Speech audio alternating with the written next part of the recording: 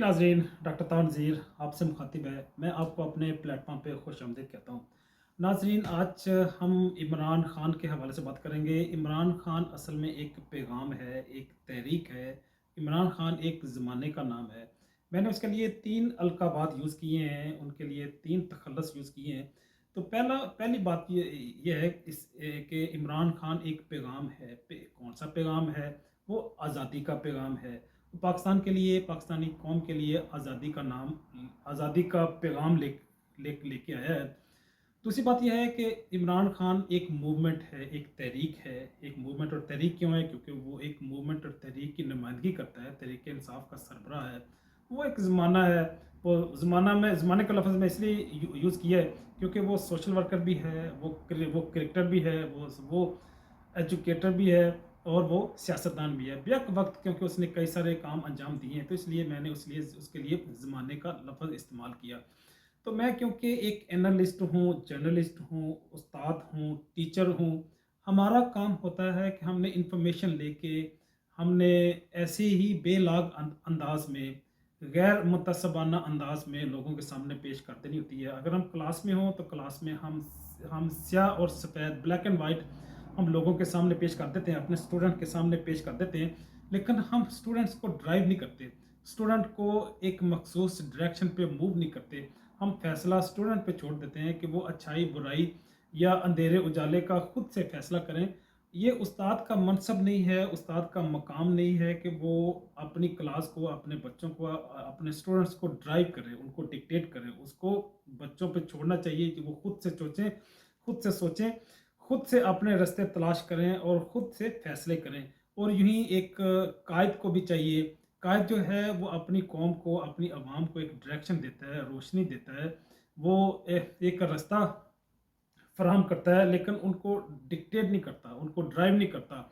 उसकी फ़िक्र, उसका नज़रिया, उसकी शख्सियत लोगों के लिए कशिश होता है और इसी कशिश की बुनियाद पे लोग उसको फ़ॉलो करते हैं। तो अगली बात मैं ये करूँगा कि इमरान खान मेरा कोई रिश्ता नहीं है, ना मैं पीटीआई का पार्ट हूँ और मेरी कभी इमरान खान से मुलाकात भी नहीं हुई है। हाँ, ये है उसके अदारे में मैंने एक रिसर्च प्रोजेक्ट किया था। ये 2000 की बात है, मैंने ब्लड कैंसर और इसके ब्रेस्ट कैंसर पे रिसर्च की थी और अपने एमफिल की जब मैंने स्टडी की, जब मैंने थीसिस लिखा, तो शौकत खानम से मैंने कुछ डाटा कलेक्ट किया था। तो इस वाले से मैं समझता हूँ कि शायद इमरान खान का मेरी ज़िंदगी, मेरे करियर में एक कंट्रीब्यूशन है। इसके अलावा इमरान खान से मेरा कोई तल्लक नहीं है। इमरान खान जो है वो क्यों हमारा आज मौज़ूए सुख़न बन गया? वो क्यों पाकिस्तान की सियासत में एक नुमायाँ शख्सियत बन के उभरा है? इमरान खान क्यों दुनिया में एक इतनी दबंग शख्सियत बन के सामने आया? उसके कई सारे फैक्टर्स हैं, कई सारे पहलू हैं, कई सारे रीज़न्स हैं जो मैं आपके सामने आज पेश करने की कोशिश करूँगा। मैंने और मेरे अदारे ने मेहनत करके वो फैक्टर्स और वो पहलू और वो चीज़ें आपके कलेक्ट की हैं और कलेक्शन के बाद आपके सामने हम उनको वन बाय वन पेश करेंगे। इमरान खान ने लोगों में आज़ादी की एक जहद पैदा कर दी है, एक तहरीक पैदा कर दी है, उनको पहचान दे दी है कि आज़ादी किसका नाम है, इंसानी हकूक़ किसका नाम है और उसने लोगों को एक डायरेक्शन दे दी है। तो वो अब तकमील पाकिस्तान के लिए, नज़रिया पाकिस्तान के लिए इमरान खान के पीछे हैं और वो पीछे रहेंगे। मैं नहीं समझता कि इमरान खान जो बात कह रहा है उससे वो पीछे हटेगा, ये पीछे नहीं हटेगा।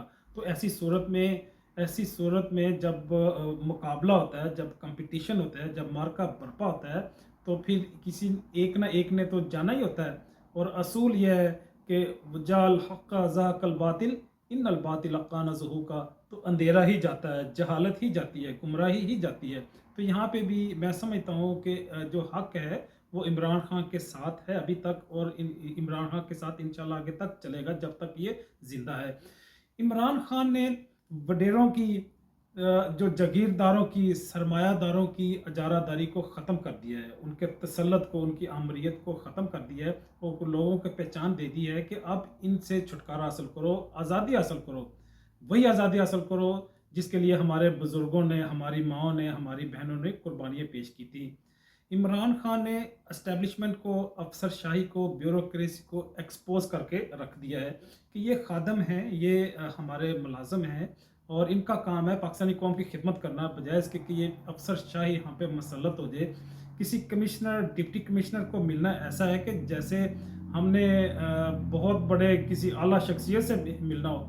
تو یہ اسٹیبلشمنٹ کیونکہ پاکستان کے اوپر مسلط ہے اور ان کو لیئرز میں مسلط ہے، اور انہوں نے ایسا شکنجہ پاکستان کے اندر کسا ہوا ہے کہ اپنے آپ کو خادم یا ملازم کی بجائے اپنے آپ کو آقا سمجھتے ہیں، جس کو عمران خان نے بڑے خوبصورت انداز میں، جمہوری انداز میں ایکسپوز کیا۔ بات کو آگے بڑھاؤں گا۔ عمران خان نے انٹرنیشنل اسٹیبلشمنٹ کو ایکسپوز کیا اور انہیں مختلف انداز میں پیچھے کی طرف دھکیل دیا، وہ چاہے افغانستان کا ہو جہاں پہ انہوں نے ایبسولوٹلی ناٹ کا نعرہ لگایا، چاہے رشیا ہو جہاں کا انہوں نے دورہ کیا، دورے کے فوراً بعد اگرچہ انہیں اس کے نتائج بھی بھگتنا پڑے، لیکن بہرحال انہوں نے ایک آزاد خارجہ پالیسی اپنانے کی بات کی تھی۔ عمران خان نے ملٹری ڈکٹیٹرشپ کا بھی خاتمے کا اعلان کیا اور اس کے خلاف بھی انہوں نے جدوجہد کی، اگرچہ اس میں وہ بہت حد تک کامیاب نہیں ہو سکے، لیکن بہرحال انہوں نے پاکستانی قوم کو ایک رخ دے دیا ہے، ایک ڈائریکشن دے دی ہے، ایک شعور دے دیا ہے، جس پہ ایک وہ بڑے پرجوش انداز میں پیش رفت کر رہے ہیں۔ عمران خان نے کرپشن کے حوالے سے ایڈونچر شروع کیا ہے، اس کی تحریک کا نام ہی تحریک انصاف ہے، اور پاکستان کے اندر عدل و انصاف کی بالادستی کے لیے وہ جدوجہد کر رہا ہے، اور کرپشن کو وہ کسی بھی صورت میں کسی بھی شکل میں برداشت کرنے پہ آمادہ نہیں ہے، اور وہ جب سے اس نے تحریک اپنی شروع کی ہے تب سے اسی کرپشن کے ہی حوالے سے اس کی ساری جدوجہد ہے، اور وہ پاکستان کا لوٹا ہوا سارا سرمایہ، ساری دولت پاکستان کے اندر واپس لانے پہ کمیٹڈ ہے۔ بات کو آگے بڑھاؤں گا۔ یہ اسٹیبلشمنٹ کو بھی مختلف انداز میں عمران خان نے ایکسپوز کیا۔ اس کو کیسے ایکسپوز کیا؟ وہ شہباز گل ہو، وہ اعظم سواتی صاحب ہوں، جن کو رات کے اندھیروں میں یہ اسٹیبلشمنٹ، یہ خلائی مخلوق، یہ نامعلوم قوتیں اٹھا کے لے جاتی ہیں۔ یہ تو دو لوگ یا اور ایک دو لوگ ایکسپوز ہو گئے، ورنہ ایسے ہزاروں لوگ ہیں جو اٹھا کے لے جاتے ہیں، ان کا کوئی پرسان حال نہیں ہوتا۔ ایک پاکستان کا نمایاں پولیٹیشین ہے، دوسرا پارلیمنٹیرین ہے، ان کو برہنہ کیا۔ تو میں سمجھتا ہوں انہوں نے ان کو نہیں برہنہ کیا، انہوں نے پاکستان کی توہین کی ہے۔ تو اس اسٹیبلشمنٹ کو بھی عمران خان نے بڑے پرجوش انداز میں ایکسپوز کیا، اگرچہ اس کا خمیازہ بھی بھگتنا پڑا۔ انہوں نے ایک مجسٹریٹ کا نام لیا اور عدالت نے ان کو بلا لیا، لیکن پھر بھی یہ اپنی جدوجہد کو روکنے پہ، اپنی جدوجہد کو سلو کرنے پہ کسی بھی صورت میں آمادہ نہیں ہیں۔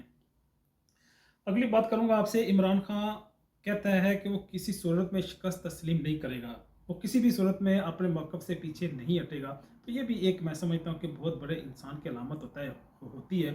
جو شکست تسلیم ہی نہیں کرتا، آپ اس کو کس طرح سے شکست دے سکتے ہیں؟ جو ہار ہی نہیں مانتا، آپ اس کو کس طرح سے ہرا سکتے ہیں؟ تو یہ بھی عمران خان ایک بہت بڑا پیغام ہمارے لیے لے کے آیا ہے، ایک بہت بڑی فلسفی اس نے ہمارے سامنے پیش کر دی ہے کہ کبھی ممکن نہیں ہے کہ آپ مجھے ہرا سکیں، آپ خود تو ہاریں گے، خود تو تھکیں گے، لیکن عمران خان کو ہرانے کے حوالے سے یہ ممکن نہیں ہے کہ آپ کا یہ ایڈونچر سکسیسفل ہو۔ عمران خان نے لوگوں کو بے خوف کر دیا، وہ صرف اللہ کے خوف سے لوگوں کو خوفزدہ کرتا ہے، باقی سارے خوف سے اس نے لاپرواہ کر دیا۔ تو یہ بھی ایک بہت بڑی کنٹریبیوشن ہے پاکستان کے لیے، پاکستانی قوم کے لیے۔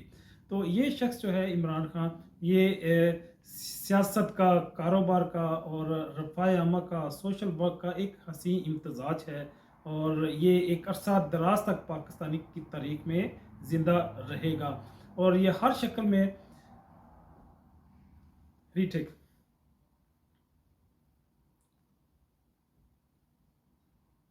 اور ہم دیکھتے ہیں اللہ پاک اگر کوئی کام کرنا چاہیں تو کسی چھوٹی سے چھوٹی مخلوق سے بھی وہ کام لے لیتے ہیں۔ اللہ پاک اسلام کے دشمنوں سے بھی اسلام کی خدمت کا کام لے لیتے ہیں، اور اس کا ہم نے گزشتہ تاریخ میں نظارہ بھی کیا ہے۔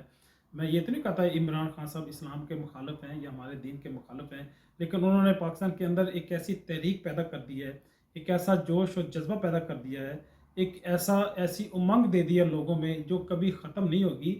اب یہ آزادی کی تکمیل ہوگی۔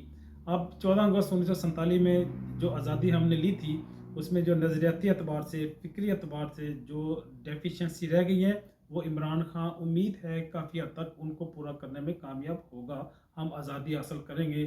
وہ چاہے لوکل یا انٹرنیشنل اسٹیبلشمنٹ ہو، وہ چاہے کسی مخصوص نظریہ یا فکر کی ہو، کسی مخصوص منطق، سوچ یا دلیل کی ہو، حجت کی ہو، ہم ہر طرح کی آزادی حاصل کریں گے، کیونکہ ہم ایک رب کی ربوبیت کو مانتے ہیں، ہم لا الہ الا اللہ کے قائل ہیں۔ تو اسی پیغام کے ساتھ ڈاکٹر طاہر نذیر آپ سے اجازت چاہتا ہے۔ ملتے ہیں زندگی کے کسی نئے موڑ میں، نئے علمی عنوان کے ساتھ۔ تب تک کے لیے اللہ حافظ۔